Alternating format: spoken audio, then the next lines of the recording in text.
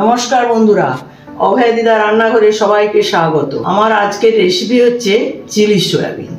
তার জন্য আমি সয়াবিনের বড়ি নিয়েছি এই সাইজের, এই বাটির এক বাটি।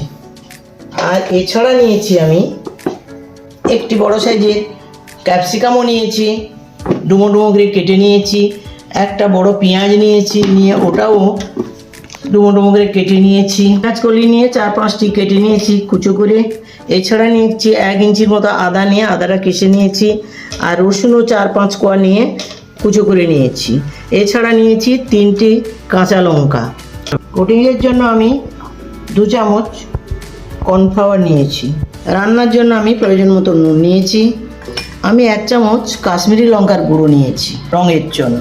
টমেটো সস রান্নার মধ্যে দেব, তার জন্য আমি টমেটো সসটা নিয়েছি। এইটা চিলি সস নিয়েছি পরিমাণ মতো, আমি নিয়ে নেব। এছাড়া নিয়েছি সয়া সস, এটাও আমি দরকার যতটা হবে ততটা নিয়ে নেব। এবারে আমি সয়া বড়িগুলো একটু গরম করে ভাপিয়ে নেব, তাই চুল্লিটা জ্বালছি। চুল্লিটা জ্বেলে দিলাম। এই যে বাটিতে বেশ কিছুটা জল নিয়ে নিয়েছি, জলটাও বসিয়ে দিলাম গরম করার জন্য। এখন আমি জলের মধ্যে নুনটা দিয়ে দিচ্ছি। নুনটা জলের মধ্যে দেওয়ার কারণ হচ্ছে সয়াবিন বড়িগুলোর মধ্যে নুনটা ঢুকলে খেতেও টেস্ট লাগবে। জলটা গরম হয়ে গেছে, এখন সয়াবিন বড়িগুলো আমি জলের মধ্যে দিয়ে দিচ্ছি। সয়াবিন বড়িগুলো আমি মিনিট 3 সেদ্ধ করে নিচ্ছি। সয়াবিনটা আমার সেদ্ধ হয়ে গেছে, এখন আমি গ্যাসটা বন্ধ করে দিয়ে সয়াবিনটা জল থেকে ঝাড়িয়ে নেব। এখন আমি সয়াবিন বড়িগুলো তুলে নিচ্ছি জল থেকে। এখন আমি জল থেকে তোলা সয়াবিনগুলো একটু চেপে জল বার করে দিচ্ছি। বাকি যে জলটা সয়াবিনের মধ্যে আছে ওটা আমি বার করে দিচ্ছি। সয়াবিনের জলগুলো বার করে নিয়েছি। এখন আমি সয়াবিনে একটা কোটিং দেব।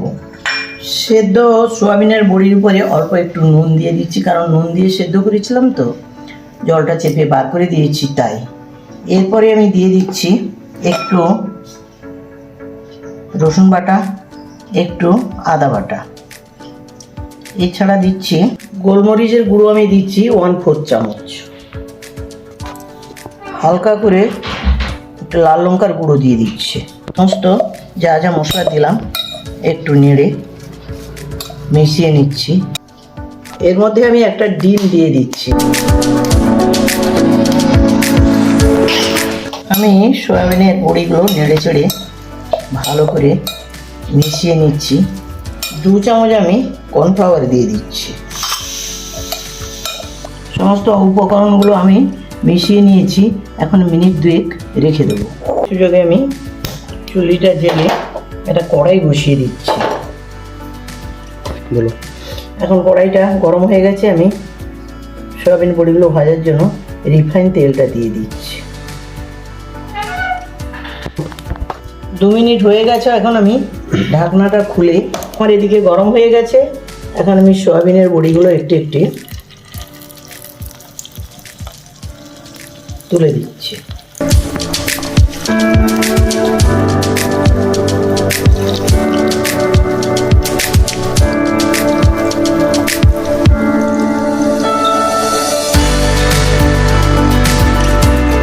সয়াবিন বড়িগুলো আমার ভাজা হয়ে গেছে, এখন আমি তুলে নিচ্ছি।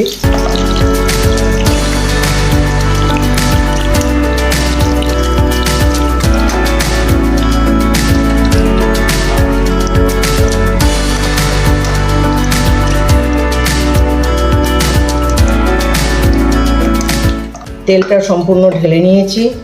এখন কড়াইটা বসিয়ে দিয়েছি। 1 চামচের মতো তেল আমি দিয়ে দিচ্ছি।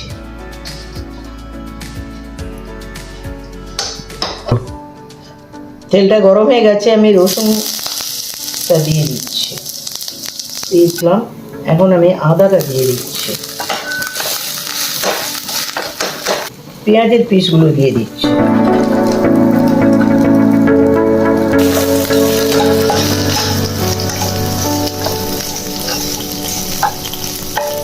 এবারে আমি ক্যাপসিকামের টুকরোগুলো দিয়ে দিচ্ছি।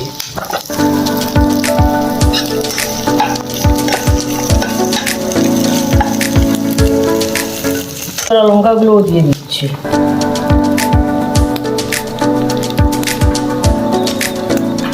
পেঁয়াজ ক্যাপসিকাম এই যে টুকরোগুলো আর বেশি করে ভাজবো না, তাহলে খাওয়ার সময় ক্রাঞ্চি ক্রাঞ্চি লাগবে না, তাই একটু নেড়ে নিচ্ছি।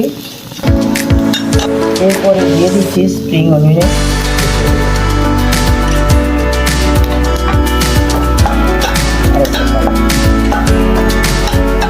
একটি বাটিতে সব রকম সসটা ঢেলে নিচ্ছি।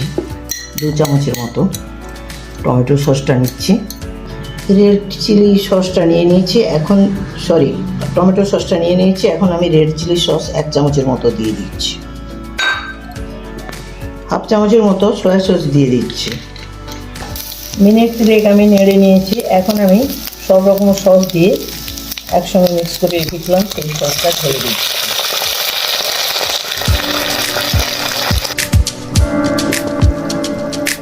30 সেকেন্ডের মতো আমি সসটা দিয়ে নেড়ে নিয়েছি। এখন আমি ভাজা সয়াবিন বড়িগুলো দিয়ে দিচ্ছি।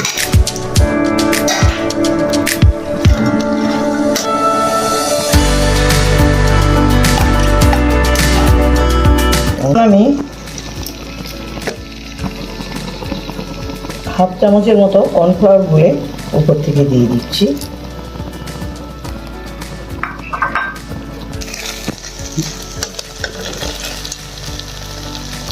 চিলি সয়াবিনের রেসিপি আমার রেডি হয়ে গেছে। এখন আমি পরিবেশন করে দেব।